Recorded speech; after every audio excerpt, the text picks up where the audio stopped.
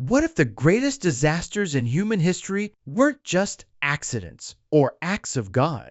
What if they were driven by something much older, much more human? Today, we're exploring 7 human-caused catastrophes, each powered by one of the 7 deadly sins. Let's get started. 1. Pride. The Chernobyl disaster, 1986. Our first sin is pride, that excessive belief in one's own abilities, the hubris that whispers, "We can't fail." Welcome to the Chernobyl nuclear power plant, April 26, 1986. On that night, a group of engineers and operators decided to run a safety test. The irony is almost too much to bear. This test was meant to see if, in the event of a power failure, the plant's turbines could generate enough electricity to keep the coolant pumps running until the backup generators kicked in. It was a crucial safety feature, but to run the test, they had to disable many of the other safety features. The sin here wasn't just recklessness. It was a deep-seated pride in Soviet engineering. The RBMK reactor had a fatal design flaw, a dirty little secret known to some but not to the operators. At low power levels, it became incredibly unstable, and a feature of the control rods meant to shut the reactor down would actually cause a massive power surge upon insertion. It was a bomb with a self-destruct button disguised as an off switch. As the operators proceeded with their ill-fated test, violating protocol after protocol, they pushed the reactor into this unstable state. When they finally hit the emergency shutdown button, pride turned to panic. The flawed control rods were inserted, and in seconds, the reactor's power output skyrocketed. 2 massive explosions blew the 2,000-ton lid off the reactor core and spewed a radioactive plume across Europe. The pride continued even as the reactor burned. The Soviet government, in an act of supreme institutional hubris, tried to cover it up. They valued their international reputation more than the lives of their citizens and the rest of the world. It took them 2 days to even admit an accident had occurred, a delay that cost countless lives.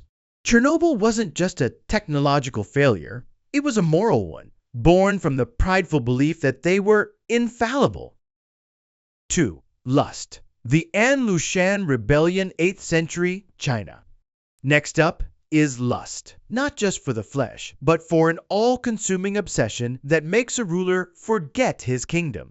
Let's travel back to 8th century China, during the glittering Tang dynasty, ruled by Emperor Xuanzong. In his youth, Xuanzong was a capable and diligent ruler, but in his later years, he fell head over heels for a woman named Yang Guifei.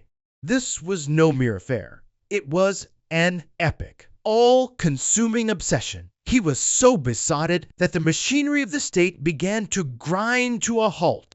He lavished her with gifts and installed her corrupt and incompetent cousin as his chancellor. And Lushan appeared, a cunning general of non-Han Chinese descent. He was ambitious, and he saw his opening. He charmed his way into the court, playing the part of a lovable, overweight buffoon. He became a favorite of both the emperor and Yang Guifei, who even adopted the portly general as her son in a bizarre and likely scandalous ceremony. While the emperor was distracted by his lust, An Lushan was building a massive army on the northern frontier. His power grew unchecked because the one person who should have been paying attention was too busy writing love poems. In 755, the lovable An Lushan declared himself emperor and marched his army towards the capital. The rebellion was one of the most devastating events in Chinese history, leading to the death of millions and the decline of the Tang dynasty. It was all set in motion because an emperor's lustful obsession blinded him to his most fundamental duty, to rule. 3. Greed. The Aral Sea ecological disaster, 1960s. Let's move on to greed, the insatiable desire for more and more, no matter the cost. Our destination, the Soviet Union in the 1960s. The Aral Sea, located between modern-day Kazakhstan and Uzbekistan, was once the fourth largest lake in the world. It was a massive body of water supporting a thriving fishing industry and a unique ecosystem. But the Soviet Union had a plan. They wanted to become a global cotton superpower. Cotton, they called it white gold, and they were greedy for it. The problem? The arid plains of Central Asia weren't suited for such a thirsty crop. The solution? A project of unimaginable arrogance. Soviet planners decided to divert the two major rivers that fed the Aral Sea, the Amu Darya and the Sir Darya, and channel them into a sprawling network of canals to irrigate the desert. Did they know what would happen to the sea? Yes. One official grimly noted that the Aral Sea was doomed to die. They simply didn't care. The greed for cotton profits eclipsed any concern for the environment or the people who depended on the sea. The result was an ecological catastrophe. By the 2000s, the Aral Sea had shrunk to less than 10% of its original size, splitting into smaller, hyper-saline lakes. The once bustling fishing fleet now sits rusting in a toxic, salt-encrusted desert. The air is filled with poisonous dust, leading to soaring rates of cancer and respiratory diseases in the local population.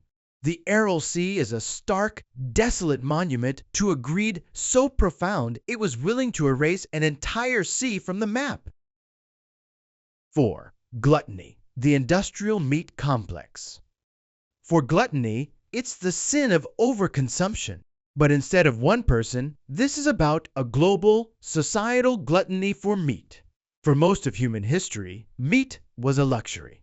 But in the 20th and 21st centuries, we built a system, the industrial meat complex, to produce it on an unimaginable scale, satisfying a gluttonous appetite. We want cheap burgers, endless bacon, and buckets of chicken wings, and we've re-engineered the planet to get them. Let's talk about the sheer scale of this overconsumption. The livestock sector is a leading driver of environmental degradation. It's responsible for about 14.5% of all human-caused greenhouse gas emissions. That's more than all the world's cars, planes, and trains combined. It uses a staggering 70% of all agricultural land. Vast swaths of the Amazon rainforest are cleared not for housing, but to grow soy to feed cattle. And the water? It takes around 1,800 gallons of water to produce a single pound of beef. Our gluttonous demand for meat is draining our rivers and aquifers. We are, in essence, eating our planet. This isn't about shaming individuals for enjoying a steak. It's about recognizing that our collective, relentless demand for more than we need has created a monstrously unsustainable system, a perfect planet-sized example of gluttony. 5. Sloth. Hurricane Katrina, 2005. Our next sin is sloth. But this isn't just about laziness. The deadly sin of sloth is about apathy, a failure to do what is necessary. On August 29, 2005, this sin led to the drowning of an American city, New Orleans. The disaster of Hurricane Katrina was not just the hurricane itself. The real disaster was the failure of the levees, and that failure was a direct result of decades of sloth. For years, engineers, journalists, and scientists had been screaming from the rooftops that the New Orleans levee system was dangerously inadequate.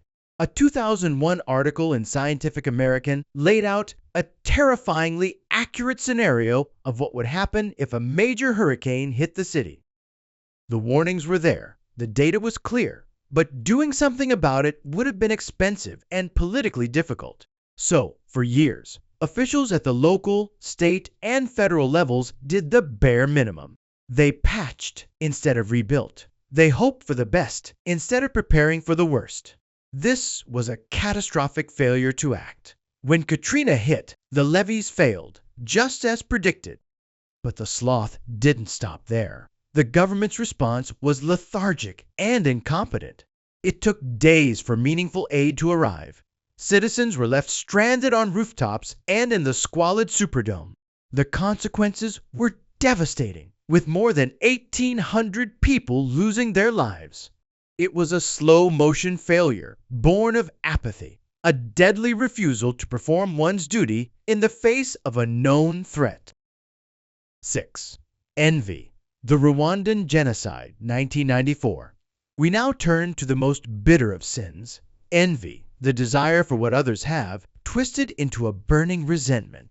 In 1994, this sin was weaponized to orchestrate the Rwandan genocide.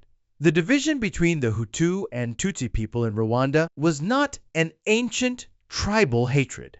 It was a social construct, hardened by their Belgian colonial rulers. The Belgians, using bunk racial science, deemed the minority Tutsi to be superior, giving them access to education and power. They created an identity card system that formalized this division, sowing the seeds of resentment. After Rwanda gained independence, the roles reversed, and the Hutu majority took power. The Tutsi became the scapegoats for all of the country's problems. This long, simmering envy was the fuel, but it needed a spark. That spark came from extremist Hutu propaganda, most infamously from the radio station RTLM.